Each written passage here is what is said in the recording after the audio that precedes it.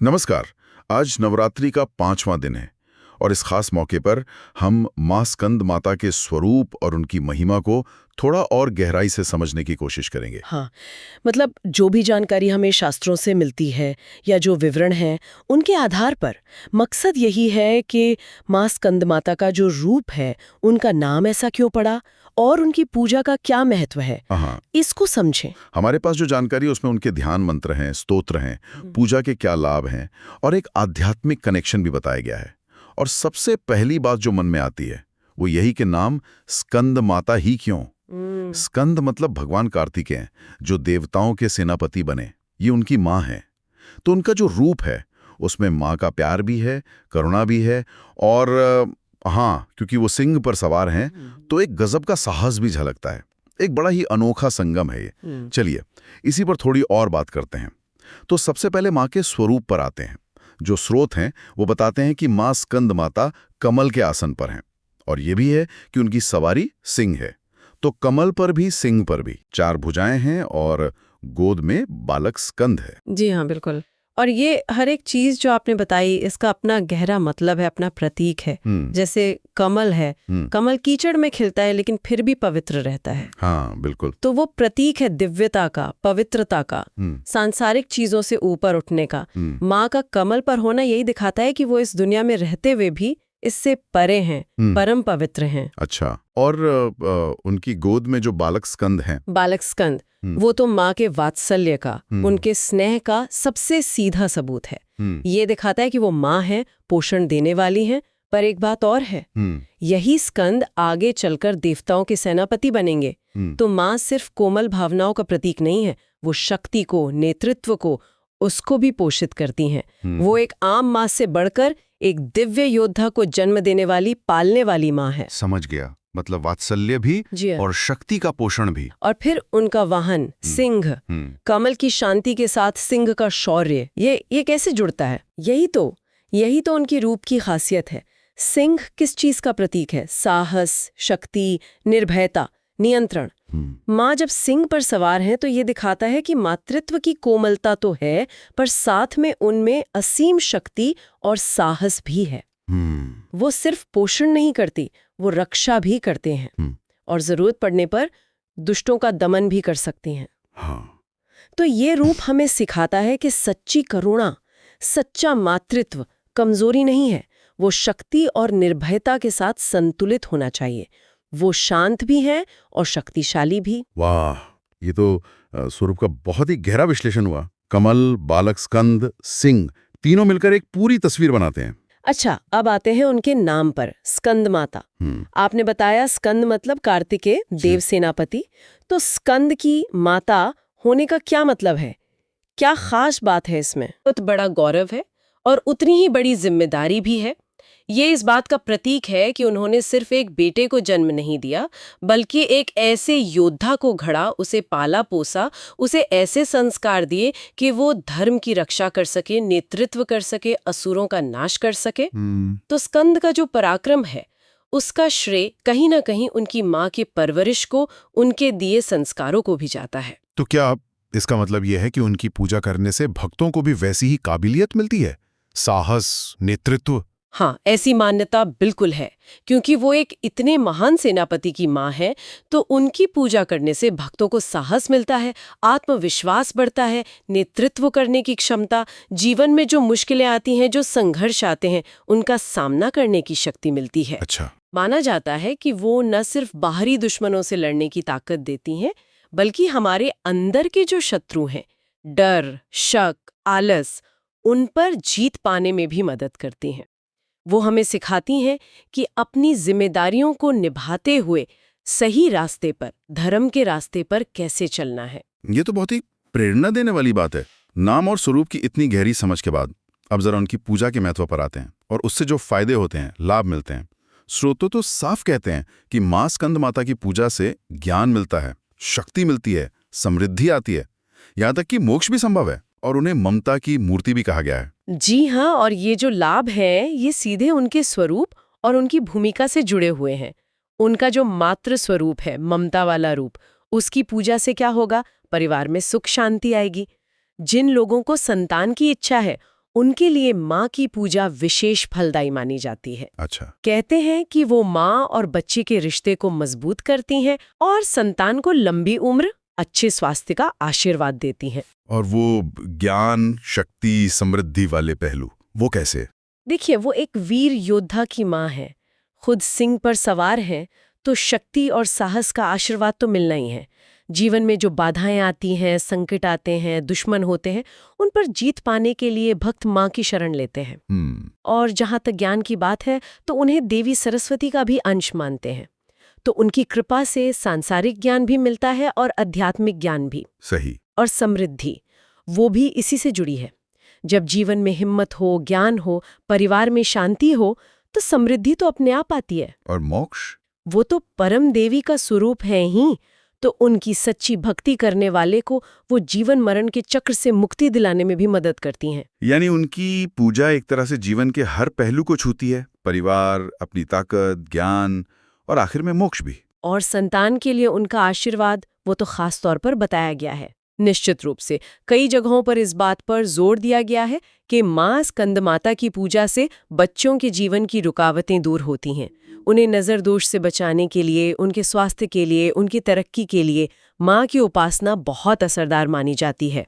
खुद स्कंद भगवान बाल रूप में माँ की गोद में है ना, तो ये रूप ही भक्तों को भरोसा दिलाता है कि माँ उनके बच्चों का भी वैसा ही ध्यान रखेंगी जैसे उन्होंने स्कंद का रखा। ये सुनकर तो बहुत शांति मिलती है। अब एक और बहुत ही दिलचस्प पहलू है जिसका जिक्र स्रोतों में काफी है। माँ स्कंद माता का संबंध हमारे शरीर के एक ऊर्जा केंद्र से है, विशुद्ध चक्र। ये हमारे गले के पास होता है ना? कहा गया है कि माँ की पूजा इस चक्र को जगाती है, शुद्ध करती है। हाँ, ये उनके स्वरूप का एक बहुत ही महत्वपूर्ण आध्यात्मिक पहलू है। योग और तंत्र में मानते हैं कि विशुद्ध चक्र का सीधा संबंध हमारी आवाज से है। हम जो बोलते हैं, हमारी अभिव्यक्ति, मतलब हम खुद को कैसे एक्सप्रेस करते हैं, हमारी सुनने की क्षमता और सत्य से। ये आकाश तत्व का केंद्र भी है जो फैलाव और शुद्धि का प्रतीक है। तो माँ स्कंद माता की पूजा से इस चक्र के शुद्ध होने का क्या मतलब हुआ? आवाज और सत्य से उनका क्या लेना देना है? जरा सोचिए, माँ स्कंद माता कौन है? वो माँ जिन्होंने देव सेनापति को पाला। अब सेनापति के लिए क्या जरूरी है? हाँ, स्पष्ट बोलना, आदेश देना। बिल्कुल, स्पष्ट आदेश देने की क्षमता, सच और धर्म के लिए बोलने का साहस, और ऐसी आवाज जिसमें ओज हो, असर हो। माँ स्कंद माता की जो ऊर्जा है वो इसी तरह की वाणी और अभिव्यक्ति को जगाती है। उनकी पूजा से विशुद्ध चक्र के शुद्ध होने का मतलब है कि इंसान की बोली में मिठास आती है, स्पष्टता आती है, सच्चाई आती है। वो फालतू या कड़वा बोलने से बचता है। अच्छा। और साथ ही आध्यात्मिक स्तर पर देखें तो विशुद्ध चक्र की शुद्धि का मतलब है विचारों की शुद्धि। जब विचार और वाणी शुद्ध होते हैं तो मन शांत होता है और तब परमात्मा से जुड़ना आसान हो जाता है। माँ स्कंद माता, जो खुद पवित्रता का प्रतीक हैं, कमल पर बैठी हैं, वो हमारे अंदर की अशुद्धियों को, खासकर वाणी और विचारों की गंदगी को दूर करती हैं। इससे साधक को आध्यात्मिक तरक्की में बहुत मदद मिलती है। ये दिखाता है कि भक्ति सिर्फ मन या भावनाओं तक ही सीमित नहीं है, वो हमारे शरीर के ऊर्जा केंद्रों पर, हमारी अभिव्यक्ति पर भी गहरा असर डालती है। ये तो कमाल की बात है कि कैसे देवी का एक रूप हमारे शरीर, मन और आत्मा सब पर असर करता है। अच्छा, क्या उनकी पूजा के लिए कोई खास मंत्र या स्तोत्र भी बताए गए हैं? स्रोतों में कुछ मिलता है? हाँ, कई मंत्र और स्तोत्र हैं, पर दो का जिक्र ज्यादातर मिलता है।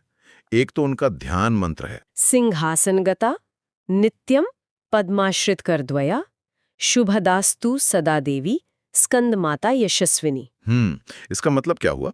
इसका मतलब है जो हमेशा शेर के सिंहासन पर बैठी रहती हैं, जिनके 2 हाथ कमल के फूलों से सजे हैं, वो यशस्विनी देवी स्कंद माता सदा हमारा भला करें, हमें शुभता दें। बहुत सुंदर। और दूसरा कौन सा है? दूसरा एक बहुत प्रसिद्ध श्लोक है जो वैसे तो देवी के सभी रूपों के लिए इस्तेमाल होता है, पर स्कंद माता के लिए उनके माँ वाले रूप पर जोर देता है।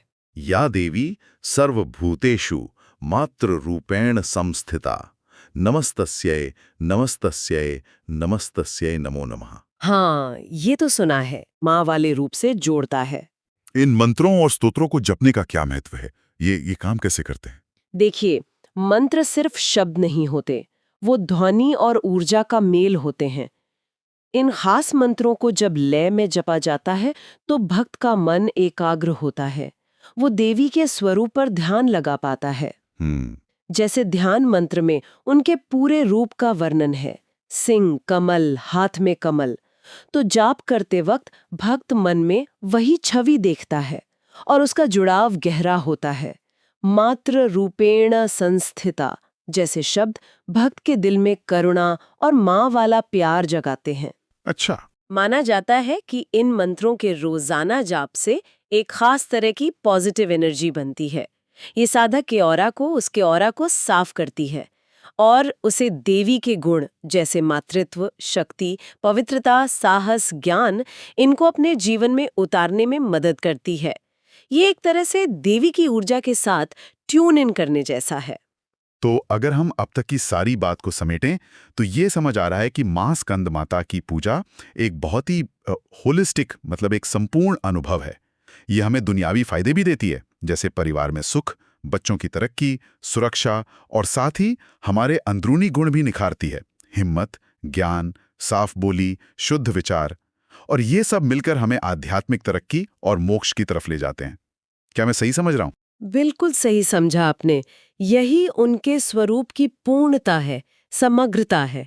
वो भेद मिटाती हैं दुनियावी और आध्यात्मिक के बीच का, कोमलता और शक्ति के बीच का। वो एक ही समय में बहुत ममतामयी माँ है तो दूसरी तरफ प्रचंड शक्ति का स्रोत भी हैं। उनकी उपासना हमें यही बैलेंस साधना सिखाती है कि कैसे हम अपनी दुनिया की जिम्मेदारियों को पूरी लगन से निभाते हुए भी अपने अंदर के आध्यात्मिक रोशनी को जगाए रख सकते हैं। हाँ। और कैसे जीवन के हर पहलू में, परिवार में, समाज में, खुद के अंदर तरक्की कर सकते हैं। वो सांसारिक और आध्यात्मिक दोनों तरह के आशीर्वाद देने में सक्षम हैं। तो आज हमने स्रोतों के आईने में मां स्कंद माता के कई आयामों को देखा। वो मातृत्व का शिखर है, करुणा का सागर है, साहस की मिसाल है और ज्ञान का भंडार भी। उनकी पूजा न सिर्फ हमारे बाहरी जीवन को सुखी बनाती है, परिवार में शांति, बच्चों की तरक्की, रुकावटों का हटना, बल्कि हमारे अंदर की दुनिया को भी साफ करती है। विशुद्ध चक्र की शुद्धि से हमारी बोली और सोच में पवित्रता आती है, जिससे हमारा आध्यात्मिक रास्ता खुलता है। और यहाँ एक सोचने वाली बात छोड़ जाते हैं हम सबके लिए। माँ स्कंद माता का पूरा चरित्र, खासकर एक दिव्य सेनापति का पोषण करना, ये हमें मातृत्व की एक बहुत बड़ी परिभाषा देता है। ये सिर्फ प्यार, दुलार, देखभाल तक ही सीमित नहीं है। इसमें जिनकी हम देखभाल कर रहे हैं उनके अंदर की शक्ति, साहस, नेतृत्व की क्षमता, धर्म के लिए निष्ठा, इन गुणों को पहचानना, उन्हें पोषण देना, उन्हें विकसित करना, ये अद्भुत जिम्मेदारी और क्षमता भी शामिल है। तो सोचने वाली बात यह है कि हम अपनी जिंदगी की अलग अलग भूमिकाओं में, चाहे माँ बाप के तौर पर, टीचर के तौर पर, दोस्त के तौर पर या समाज के सदस्य के तौर पर, इस पोषण देने वाली, सशक्त बनाने वाली शक्ति को, मतलब नर्चरिंग स्ट्रेंथ को कैसे और बेहतर जी सकते हैं। कैसे हम दूसरों को सिर्फ प्यार ही नहीं बल्कि उनका सबसे अच्छा रूप बनने में मदद कर सकते हैं। ये एक सवाल है।